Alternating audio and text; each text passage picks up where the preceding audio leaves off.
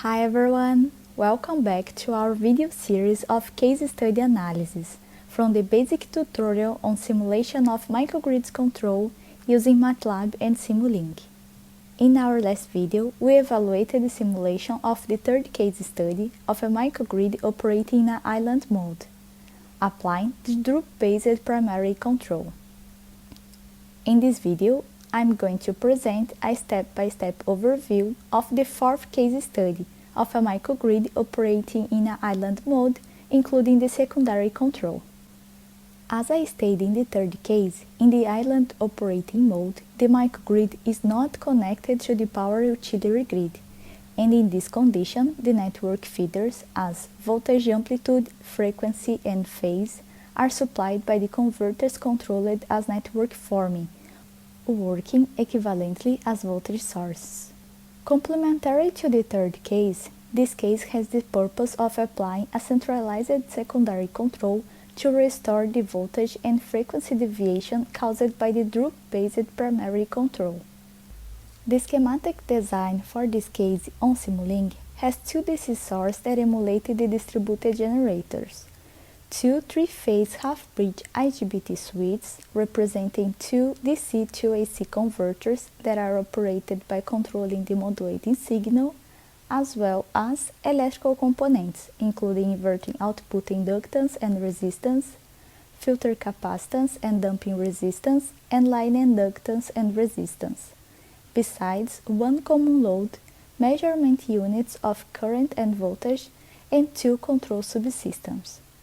The inverters are arranged to connect to the microgrid progressively.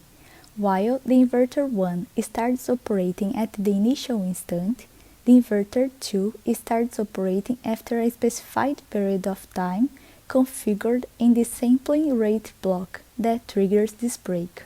Now into the control block of the inverter 1. Again there are the alphabet subsystem, in which a three-dimensional phasor of the measured current and voltage units are converted into a two-dimensional orthogonal phasor, defined as alpha and beta. This conversion is performed using Clark transform, and it is applied to simplify the analysis and control of the three-phase converter. The voltage and current control loop, in which a modulating signal is generated based on the alpha and beta components of the measured current and voltage values. And finally, the space vector modulation, which transforms the modulating signal given in alpha and beta components to pulses for each of the 6 switches of the converter.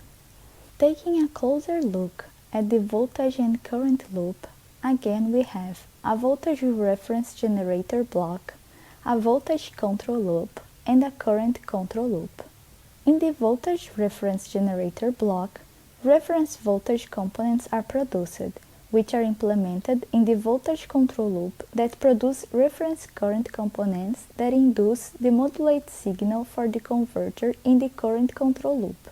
Now, into the reference voltage generator subsystem, it has a reference power calculation block for active and reactive power reference values estimation, with low-pass filters that aim to reduce possible distortions. A Drup equations block that applies the primary control based on the Drup method.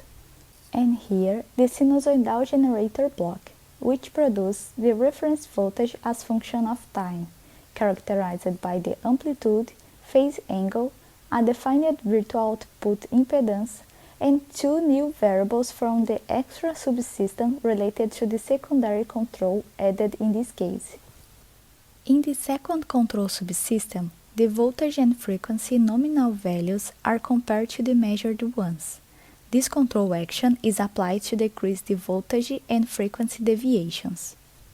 For this simulation, the activation of the secondary control in this inverter was delayed by 1 second compared to the primary control. This situation was forced here only to show the steady-state response of the primary control loop before the secondary control is activated. Now going back to the previous subsection, the voltage and the current control loop are implemented as detailed in the previous cases. And taking a look into the control subsystem of the inverter 2. It has additional variables into the alpha-beta block corresponding to the voltage measurements from the network, which are used here in the phase lock-the-loop function that will be responsible for the synchronization of phase between inverter 1 and inverter 2. Into the voltage and current control loop and into the voltage reference generator is introduced the synchronization role in the sinusoidal generator function by adding a phase increment variable to the secondary control. This increment component produced by the phase lock-the-loop has its signal adjusted by a low-pass filter combined with an integrator compensator to attenuate harmonics and minimize the phase angle difference.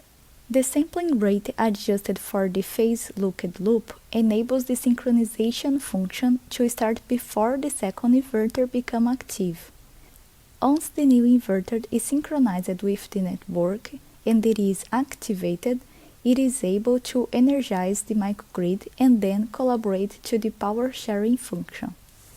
The reference voltage produced by the sinusoidal generator subsystem are sent to the voltage and current control loop, which generated the modulating signals to drive the converter, as explained in the previous case studies. Now, running the simulation, we can evaluate this particular case. Here, we can see the outputs. First, analyzing the operation of the inverter 1 from 0 to 0.2 seconds.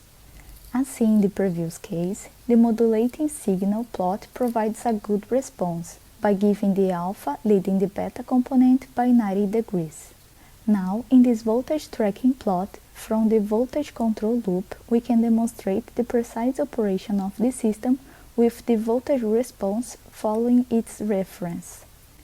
And here, in this current tracking plot, we can confirm the expected behavior of the generated alpha component over the reference value defined by the current control loop. And now, analyzing the operation of the inverter 2 from 2 to 2.2 seconds. The modulating signal plot also presents a good result with the alpha leading the beta component by 90 degrees. And here we can confirm the response voltage tracking the referenced one from the voltage control loop as well. And here we can check the good performance of the current tracking from the current control loop of the inverter 2 with the alpha component following the reference value.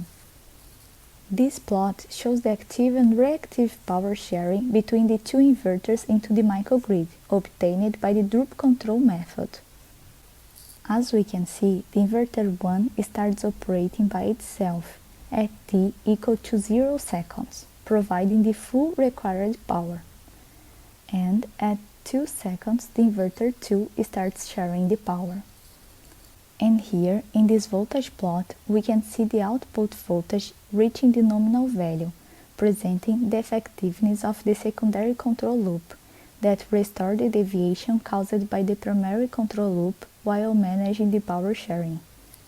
Finally, in this frequency plot, we can also confirm the secondary control function that mitigates the deviation of frequency from the primary control, providing an ideal transient response with soft start.